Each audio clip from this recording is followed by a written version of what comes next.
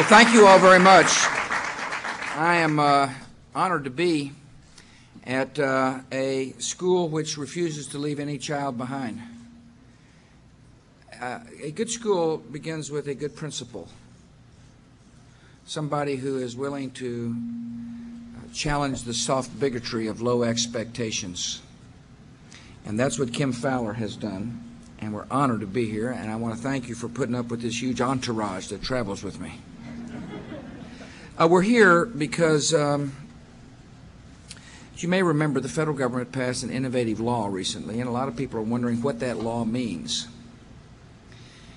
And we have used this school as an example of what is possible for parents and for educators to make sure that not a single child gets left behind.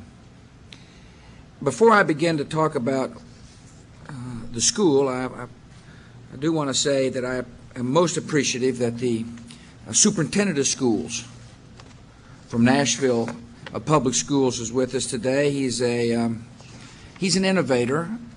He believes in setting high expectations for every child. It's not my first time I have been in Pedro Garcia's presence. I love the motto of the school district here: whatever it takes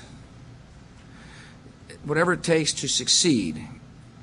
And Pedro, thank you for setting a good example. We appreciate what you're doing, and we appreciate what the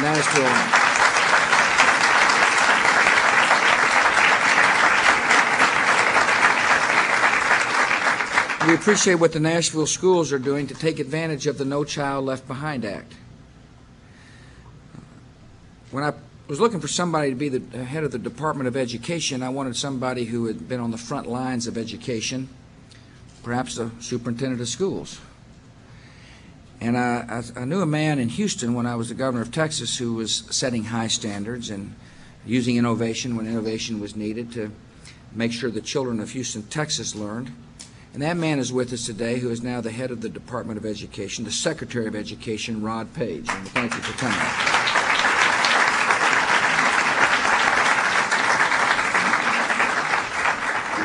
He's not the only person in this audience who has been the Secretary of Education. Senator Lamar Alexander was the Secretary of Education and did a fine job. I'm so honored you're here, Senator. Thank you for coming, and I'm honored also to have traveled down with Senator Bill Frist, the Majority Leader of the United States Senate, who's doing a fabulous job for the country.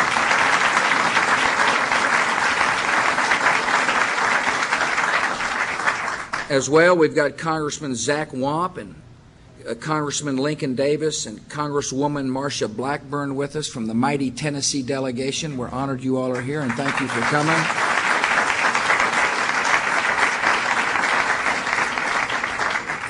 The mayor of Nashville, Tennessee, Bill Purcell, is here. And Mr. Mayor, thank you for coming. I'm honored you would take time out to greet us. It means a lot that you're here, and we appreciate you coming as well. Finally, when I landed at the airport, I had the honor of meeting Brenda Wilson. People of this good elementary school know who Brenda is. People around the city may not. She is a soldier in the Army of Compassion. She's a person who volunteers to make sure that children can learn. She represents the thousands of people in this city and in this state who say, if I've got a problem with a public school, I'm going to be involved with it. Instead of hoping that some distant government insists upon excellence, I, Brenda Wilson, will dedicate myself by donating time to make sure children get the very best. She volunteered from 1995 to 2002 in this school. She did such a good job that you've named her the coordinator of volunteer services. That means if a child is going hungry, somebody will help find the food. If a child needs clothing, somebody will help find the clothes. If a child needs extra tutorial help beyond that which I'm going to describe, Brenda's job is to find people to volunteer, and she herself volunteers. You know, there's a lot of talk across our country about how strong America is, and we're strong, and I intend to keep us that way. But the true strength is not our military strength or our military muscle. True strength is the heart and soul of the American people. People who are willing to say, how can I help somebody? What can I do to make my community a better place? Brenda, thank you for being one of those soldiers in the Army of Compassion. I appreciate you being here.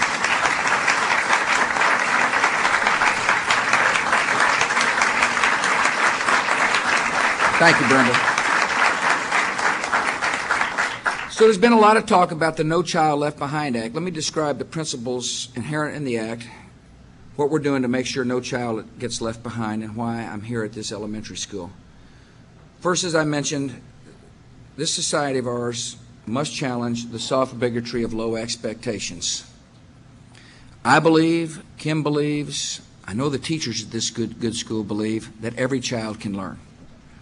We believe in the potential of every single child and therefore must insist that every child learns. See, if you don't believe certain children can't learn, then the tendency is just to shuffle them through the system. If you don't believe every child has worth, then the system tends just to give up on the child and move them through. And then at the end of high school, people can't read. And we've created a social problem. So the No Child Left Behind Act says that we're going to challenge the soft bigotry of low expectations. And I want to thank Kim for doing that. And I want to thank the teachers in this school and across this city who are willing to challenge the soft bigotry of low expectations. Teaching is a noble profession. It's an honorable profession. And we want to thank our teachers, not only at this school, but across this city and this state, for agreeing to teach. So in other words, the bill basically says we believe in high expectations, and we believe it so strongly, we want to measure to see if those expectations are being met.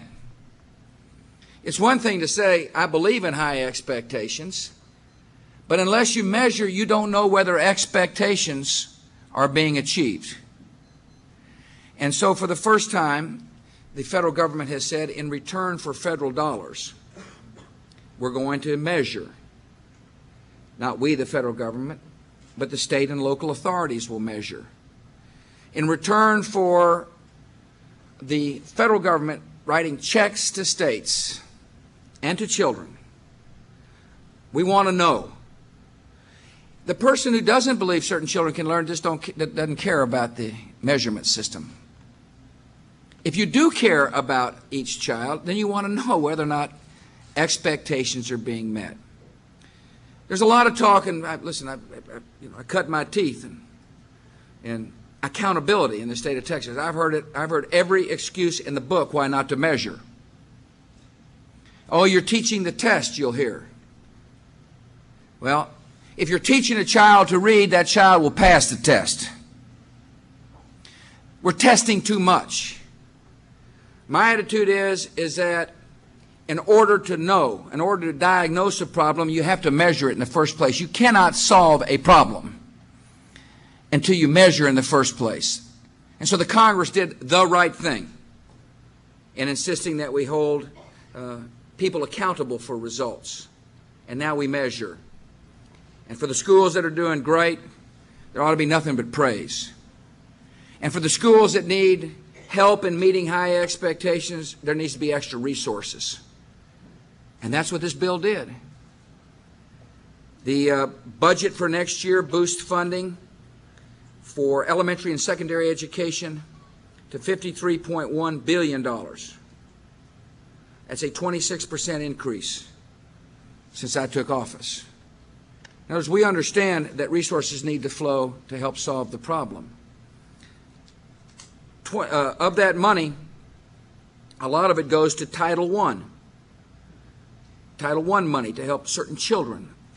That's to the tune of $12.3 billion. That's a 41% increase for Title I students. And that's where the money goes, to help the Title I students in this school on special needs. Now, the other thing we've done, which I'm proud of, is to fund effective reading programs. If you can't read, you're not going to do math. And if you can't read, you can't be a scientist. If you can't read, you can't understand history. If you can't read, you're going nowhere, if the truth be known. And so we've spent money for reading programs, money that will fund curriculum that actually works. There's a science with reading. It's not an art. They know what it takes to teach a child how to read. I appreciate the fact that the Nashville school system and this school uses reading programs that will teach a child how to read, not that sound good or feel good, but actually achieve the results necessary so no child is left behind. And so the resources were there for not only to make sure that teacher training is available in methodologies that work. I know we've had a lot of teacher training programs all around the country. It's beginning to make a significant effect. We started with the early grades first. We've got money in place to fund the measurement systems, to make sure the measurement systems get up and running and operate well. And we've got money in place to help students that need extra work. And that's why we're here. Because there is a triggering event in the bill, and it says that if schools are not meeting expectations, then parents should be given different options. If the school is not achieving that which is expected, and there's a chance a child will be left behind, then one remedy is to give parents the choice to choose another public school, or perhaps to send a child to a tutorial sessions like we just saw today. We have come from a really interesting little laboratory of excellence that Kim set up, where 3 different providers were tutoring children. He gave me a chance to see that this school and this school district has not only reached out to parents, but has reached out to educational providers that say, we want to enlist your services to make sure no child is left behind. We measure, we determine which children need help. Parents are then given the option to decide what kind of tutors is needed to meet that child's needs. The school district and the school don't fear extra help, they welcome extra help. They have used the measuring system not to punish anybody, but determine what else is needed to make sure the child gets extra help. We not only saw the children learning and practicing to read, we met their parents. They could provide the testimony a lot more eloquently than me. But when you hear a mom say to me, my child was at a 2nd grade level, the measurement system saw that she needed help. Thankfully, the federal government passed a law which provides extra time on task for my child, and now she's reading at the 5th grade level, and she's in the 4th grade. That's a good sign. It means this particular child will not be left behind. It means the system is working. We measure to determine who needs help, and we provide the help. And so one of the problems we face, obviously not here, but one of the problems we face is whether or not other school districts are properly advertising that which is available for students that need help. We've come to Nashville because the superintendent of schools has decided to make it widely known that extra services for children are available. Made it widely known that summer school, after-school programs, Saturday programs, tutorials provided by the school district and or private enterprise are all available for parents whose children qualify. You see, if you measure and then don't provide extra help, the measurement system is empty. If you measure, determine who needs help, and then provide the extra help, we have done our duty as adults to provide the skills necessary for children to succeed in life. And that's what this school is doing. The tutorials have got to make sure that the programs have got proven track records, that they relate to directly what is needed to meet the curriculum needs of a school. One of the things that's interesting that we have discovered is that research shows that after-school tutoring programs can do a lot for student achievement. That makes sense. If you focus on a child, focus energies on an individual child and stay on it and stay on task, and if you believe every child can learn, then we will succeed. And so what I want people to understand around the country is that leaders, education leaders, and governors must advertise to the parents that which is now available under the No Child Left Behind Act, just like they're doing here in Nashville, Tennessee. Kim was telling me they sent out flyers to parents and parents of the children who go to her school. They're aggressive in the outreach to make sure parents know that which is available. And that's what other states must now do. Other states must seize the moment. Other states must not fear measurement, but use the measuring tool as a way to determine who needs help, and the resources are there to provide that help. Other states must challenge the soft bigotry of low expectations. Other states must do their duty to their children. Kim Fowler has got the right attitude. She is not intimidated by measurement. She's not afraid to be held to account. She looks at the tests as a way to help people.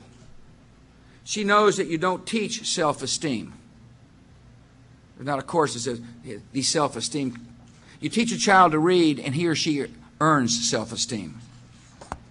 And that's the right attitude. I'm so thankful that we've got people like Kim all across America who've got the right attitude. And I'm so thankful that we've got teachers, like the teachers here, that work with Kim to make sure that no child is left behind. Lakeisha Begley is a fourth grader here. She was way below grade level. The system kicked in. Barbara, her mama, said that one, she was appreciative of the fact that she had a choice.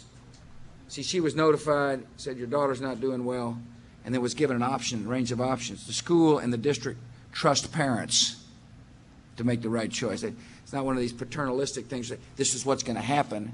They say, well, you got a problem with your child. We're going to give you some options from which to choose. So she signed up for a private tutor. Barbara said she's already seen the difference. The child's excited. The child can't wait to read. From day one, Lakeisha learned better study skills, she said. She was thrilled about doing it and thrilled about learning. The program motivated her to learn more. And that's what we're here to talk about. How to make sure we can put programs in place that motivate our children who need help to learn more. I'm excited to be here. I'm excited to be here because I believe that this country can solve any problem that we face. We face a problem to make sure every child can read. The statistics are loud and clear. Too many of our fourth graders cannot read at grade level. The federal government decided to do its part by not only providing the resources, but by insisting upon results. We are challenging the soft bigotry of low expectations.